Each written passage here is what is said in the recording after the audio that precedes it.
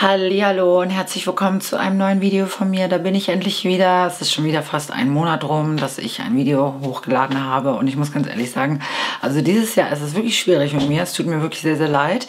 Ich habe halt Bock, aber oft ist es einfach so, ja, sind wir mal ganz offen, ehrlich, transparent. Es ging mir irgendwie nicht so gut. Ich kann es nicht so sehr beschreiben, was es ist. Es ist eine allgemeine Unzufriedenheit und ich hatte einfach keine Kraft, Videos zu drehen.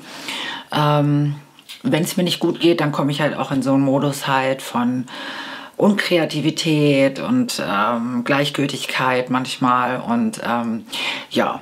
Jetzt gerade habe ich wieder Lust und einige hatten sich ein Video gewünscht und ich dachte, hey komm, mach jetzt endlich mal ein Video und ich will wirklich jetzt versuchen, wöchentlich für euch ein Video zu drehen.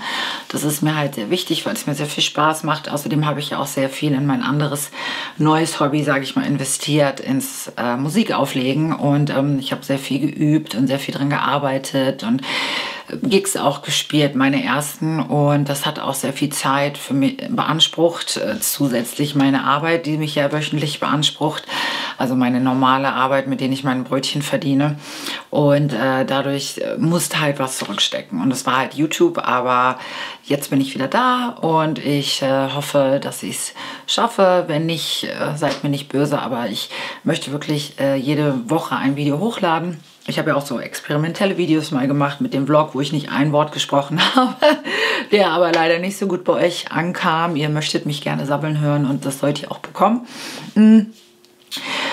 Ich arbeite auch gerade an meinem Podcast, an einem neuen Podcast. Ja, ich habe ja mal vor ein paar Jahren einen Podcast aufgenommen. Was heißt vor ein paar Jahren? Das war vor 2 Jahren. Der kam ja auch ziemlich gut bei euch an und ich habe ihn euch hier nochmal verlinkt. Da ging es halt mehr um das Thema Transsexualität, meine Transgeschichte und. Aber jetzt arbeite ich an einem neuen Podcast oder wir arbeiten an einem neuen Podcast. Der wird ganz anders sein und der wird auch demnächst veröffentlicht werden. Wir werden heute die erste Folge aufnehmen. Und ja, seid auf jeden Fall gespannt. Ich glaube, das wird euch gefallen, weil ich nicht alleine in dem Podcast auch sein werde, sondern mit jemandem zusammen. Und es ist für mich so ein Herzensprojekt und ich freue mich mega darauf. Aber heute möchte ich euch meine aktuelle Hautpflegeroutine zeigen. Das wurde ich ziemlich oft gefragt. Ich hatte es schon mal in ein paar Vlogs angedeutet, dass sich meine Hautpflegeroutine sehr geändert hat. Sehr vor allem minimalistisch geworden ist. Und mein letztes Video dazu ist, glaube ich, auch vor 2 Jahren oder vor... Ja, ich glaube, es war 2020, dass ich mein letztes richtiges Hautpflege-Video hochgeladen habe.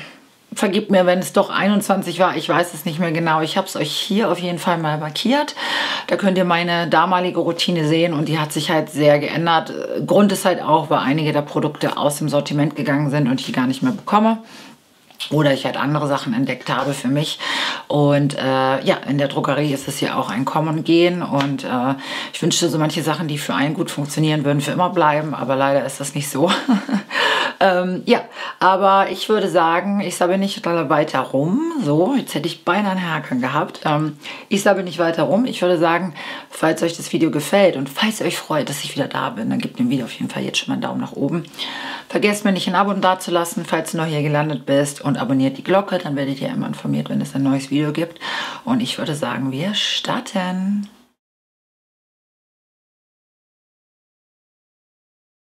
Ich würde sagen, wir starten mit der Morgenroutine und meine Morgenroutine ist wirklich sehr minimalistisch geworden. Eine Zeit lang war es einfach so, dass ich angefangen habe, sehr viele Pickelchen zu bekommen und ich irgendwie das Gefühl hatte, meiner Haut geht es nicht gut. Und ich glaube, das hatte damit was zu tun mit diesen Schichten von Produkten. Ich bin davon einfach kein Fan mehr und mir hat es einfach nicht mehr gefallen, 1000 Serien aufzutragen, Cremes und dann noch Make-up. Und außerdem hat das auch oft dann dafür gesorgt, dass mein Make-up über den Tag dann auseinandergefallen ist. Und deswegen habe ich angefangen, viele Produkte wegzulassen. Und bin jetzt gerade bei einer Routine, wo ich sagen muss, sie gefällt mir, weil sie sehr schnell geht, weil sie leicht ist. Und weil sie mir das gibt, was ich halt brauche. Und ja, und diese Routine zeige ich euch jetzt mal. Und zwar das erste, was ich morgens mache, ist mein Gesicht waschen. Und da habe ich was ganz Tolles für mich entdeckt. Das hatte ich auch schon in Vlogs angekündigt und viele hatten gesagt, ich soll darüber auch ein Video machen. Und das ist dann jetzt das Video mit meiner Hautpflegeroutine zusammengefasst.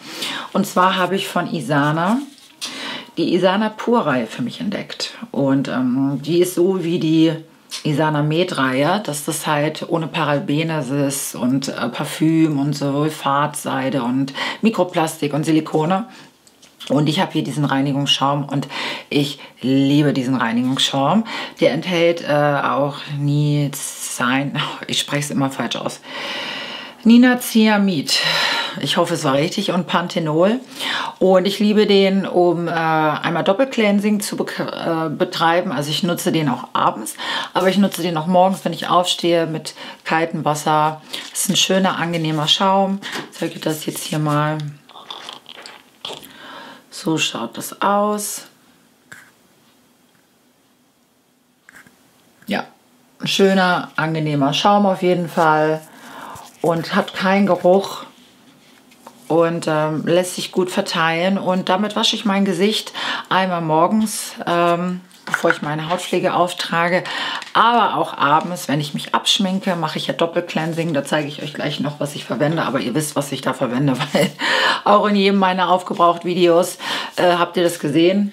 Meine Haut liebt diese Inhaltsstoffe von dieser Pur-Reihe. In fast jedem dieser Produkte von denen ist ja dieses Niacinamid drin und das Panthenol. Und ich merke einfach einen großen Unterschied. Meine Haut fühlt sich danach erfrischt an, es trocknet nicht aus. Und ja, man kommt auch ziemlich lange damit hin. Das ist meine erste Flasche und da ist immer noch was drin. Und danach trage ich nur noch ein Gesichtswasser auf. Und zwar nehme ich da auch von Isana Pur dieses Gesichtswasser. Und das ist das erste Gesichtswasser bei Rossmann, was mild formuliert ist, was kein, also es gibt auch welche ohne Alkohol, aber was alles das hat, was ich halt möchte, vor allem halt kein Alkohol drin und es enthält auch Niacinamid, es hält Glycerin und es zieht schön ein, man hat kein klebriges Gefühl und ich liebe das, davon habe ich schon eine leer gemacht und das ist jetzt meine zweite und das war es dann eigentlich sogar auch schon fast. Das nächste, was ich dann auftrage, ist eine leichte Augenpflege. Da habe ich aktuell noch die Augenpflege von The Ordinary. Diese Café Solution, die finde ich persönlich auch sehr gut. Ich weiß nicht, ob ich sie mir nachkaufen werde. Aktuell nehme ich das. Man kann aber auch ein Hyaluronserum nehmen, was ich so ein bisschen um die Augen noch tupfe. Da habe ich auch etwas, was ich noch leer machen muss. Also wenn das leer ist, dann mache ich das leer. Und zwar ist das hier von Isana Pur das Serum. Das ist auch schon gut leer. Das habe ich eine Zeit lang sehr gerne verwendet.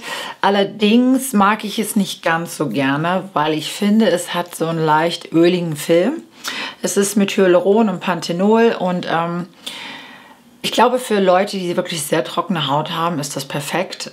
Ich persönlich mochte es nicht so gerne, aber ich werde es noch leer machen und das halt auch. Deswegen, also ich werde schon danach weiterhin noch so ein leichtes Hyaluronserum benutzen, halt um die Augen. Deswegen, da muss ich noch mal gucken, ob ich das dann hier nachkaufe oder wieder von The Ordinary oder die haben auch eine Augencreme, ob ich die noch mal probiere. Aber das war es dann eigentlich sogar schon. Ich hatte auch manchmal Tage, da habe ich diese Schritte bis auf mein Gesichtswaschen weggelassen und habe nur den Sonnenschutz aufgetragen.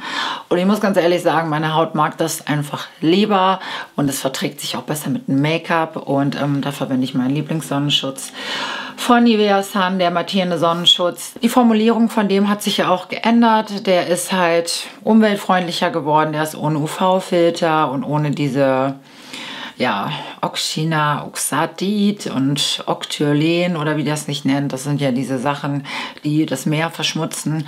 Und das ist auf jeden Fall raus. Und ich persönlich finde aber immer noch, dass er so ist, wie er vorher war. Er ist matt, er verträgt sich gut mit Make-up. Ich merke nicht, dass ich einen Sonnenschutz trage. Und das ist mir halt persönlich das Wichtigste. Und genau, und deswegen kaufe ich mir den immer wieder nach. Und den seht ihr auch in all meinen Aufgebraucht-Videos, weil ich brauche schon im Monat eine von der Tube auf.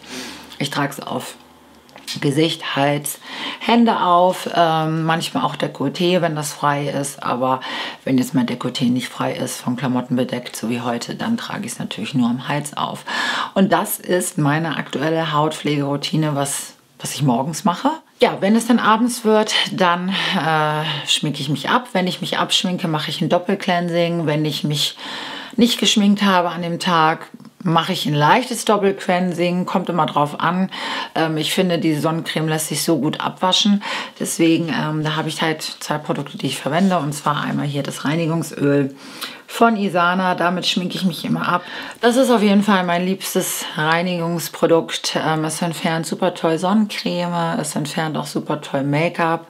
Und genau, einfach auftragen aufs trockene Gesicht. Ich nehme schon ordentlich, massiere das gut ein, auch um die Augen. Danach wasche ich es ab. Es lässt sich super gut abwaschen. Man hat danach keinen öligen Film, man ist nicht ausgetrocknet. Und danach mache ich Doppelcleansing. Das heißt, ich nehme danach den Reinigungsschaum von Isana Pur, den ich ja morgens auch gerne verwende. Und danach bin ich ready sozusagen fürs Bett. Ich habe mir jetzt von Isana das neue milde Reinigungsöl mitgenommen. Ich habe es bisher einmal getestet. Ich fand es okay. Das ist ein bisschen wasseriger. Das ist nicht so ölig wie dieses hier. Deswegen, ich glaube für manche, mir hatten einige geschrieben, dass sie das nicht so gerne mögen, weil man danach manchmal so einen leichten öligen Film auf den Augen hat. Das stimmt, das habe ich auch. Allerdings, wenn man ein paar Mal so blinzelt oder ich packe danach immer so 1, 2 Augentropfen in meine Augen rein, dann ist das sofort weg. Ich habe jetzt dieses hier schon mal ausprobiert und neu geholt. Das ist gerade in diesem Aufsteller von Rossmann. Ich weiß nicht, ob es ins Sortiment einzieht oder nicht. Ich glaube, die testen das immer damit. Und ich fand es auch gut, weil es halt so ein bisschen wässriger ist. Ich hatte das Gefühl, es war nicht so ölig und es hat auch das Make-up gut runtergeholt. Aber ich glaube, ich werde trotzdem wieder zu dem hier zurückgehen. Aber probiert es auf jeden Fall mal aus. Das gibt es jetzt neu in der Rossmann Drogerie. Und danach kommt natürlich die Hautpflege. Und da habe ich aktuell nur ein Produkt nur noch, was ich abends auftrage. Und ich mag das Produkt sehr gerne. Ich habe ja, ihr wisst, ich liebe Retinol. Ich sage immer zu jedem, der sagt, ich habe keine Lust, irgendwelche Eingriffe über mich ergehen zu lassen, Hautbehandlung, Hyaluron, Botox etc. Ist nicht so, dass ich das empfehle, aber wenn jemand sagt, ich möchte sowas halt nicht machen, sage ich, okay, verstehe ich vollkommen, aber verwende Retinol. Und auf jeden Fall bin ich jetzt auf was umgestiegen. Und zwar dieses hier von Neutrogena, der Retinol Boost. Und das ist die Nachtcreme. Und ich muss ganz ehrlich sagen, mega.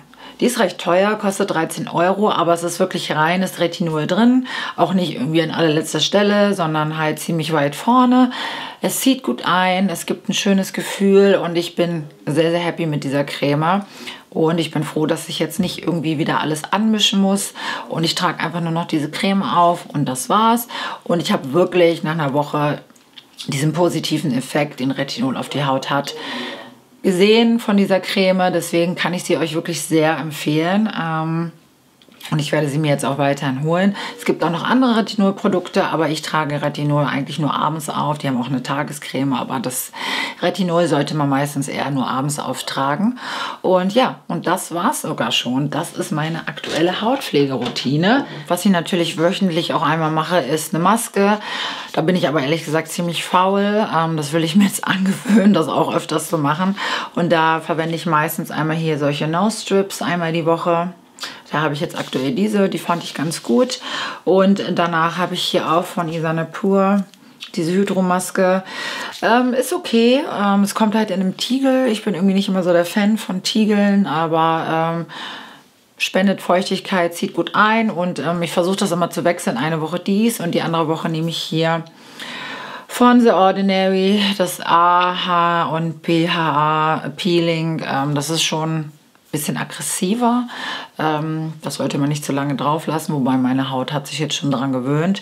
Und das dann so noch, ja, die Hautpflege, die ich einmal in der Woche halt mache, also einmal die Haut verwöhnen, um meine aktuelle Hautpflegeroutine. Und das war's. Mehr verwende ich aktuell nicht. Und ich bin aktuell mit meiner Pflegeroutine sehr zufrieden. Meine Haut sieht toll aus. Ihr süßen Mäuse. Ich hoffe, das Video hat euch gefallen. Ich muss ganz ehrlich sagen, es war ein bisschen schwierig. Ich merke halt wirklich dieses so wenig Videos drehen, dass es mir schwerfällt, vor der Kamera zu sprechen. Ich habe andauernd, so wie gerade wieder, Versprecher. Und ich freue mich schon, wenn ich das Video schneiden kann. Nee, aber das Video hat mir sehr Spaß gemacht. Ich hoffe, ihr habt davon was mitgenommen, konntet irgendwie was lernen, in Anführungsstrichen, oder habt ein passendes Produkt für euch gefunden. Wie schon gesagt, es gibt das alles bei Rossmann. Ich habe es jetzt lange getestet. Ich finde diese Pure-Reihe von Rossmann mega. Ich hoffe, die bleibt für immer im Sortiment, weil die Produkte sind einfach so, wie ich es mir halt wünsche und sie performen gut. Und ich bin froh, dass es einfach weniger ist. Meine Haut sieht gut aus und das ist ja das Wichtigste. Und ich kann natürlich immer nicht garantieren, was für mich funktioniert, ob es für euch auch funktioniert. Aber bei den Preisen kann man eigentlich nicht viel mehr falsch machen. Und ja, weil es nicht funktioniert, könnt ihr es ja auch noch an Freunde oder Familie verschenken. So mache ich es jedenfalls immer. Und ich würde sagen, vielen, vielen Dank fürs Zuschauen. Wie schon gesagt, ich würde mich sehr über einen Daumen nach oben freuen, über einen Kommentar vor allem. Schreibt mir einen lieben Kommentar. Unten in die Infobox wollte ich euch gerade sagen, nee, unten in die Kommentare.